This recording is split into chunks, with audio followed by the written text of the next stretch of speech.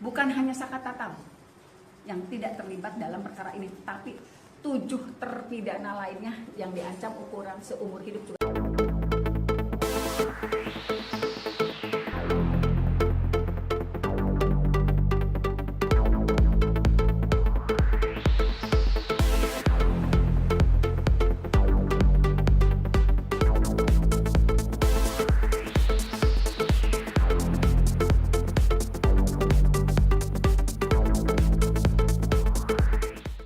Bisa membuktikan bahwa bukan hanya Saka Tatal yang tidak terlibat dalam perkara ini, tapi 7 terpidana lainnya yang diancam ukuran seumur hidup juga tidak pernah melakukan perbuatan yang tertuang dalam tuntutan ataupun putusan. Artinya novum itu juga akan diberikan kepada 7 terpidana lainnya, Bu? Hari Senin kemarin saya sudah bertemu dengan Bapak Oto Hasibuan. Bukan hanya novum yang 4 yang luar biasa, juga saya menyerahkan seluruh dokumen yang saya miliki. Kayaknya ada sekitar 200 dokumen yang baru saya serahkan ke Pak Oto Hasibuan.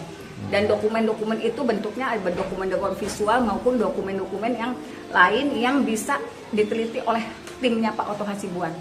Jadi sekitar 200-300 lah, 300 yang bentuknya betul-betul visual.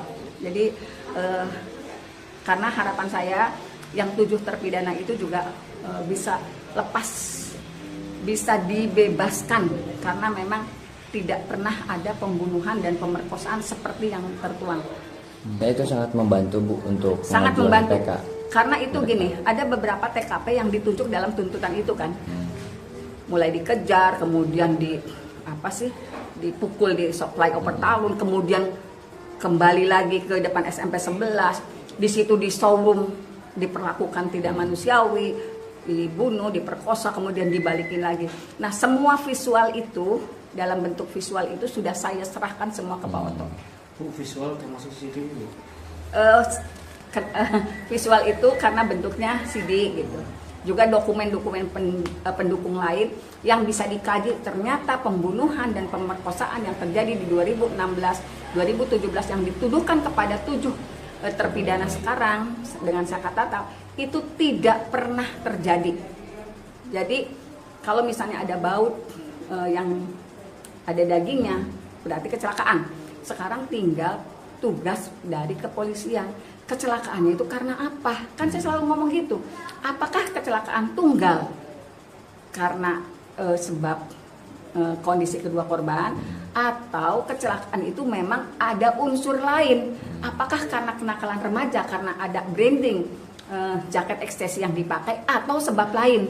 Itu yang selalu katakan, kan bukan tugas saya juga untuk membuktikan ini kecelakaannya kecelakaan tunggal atau memang mereka dikejar terusnya kemudian setelah dikejar jatuh. Tapi siapa ya, Bu, untuk membantu semua 7 terpidana ini ya, Bu?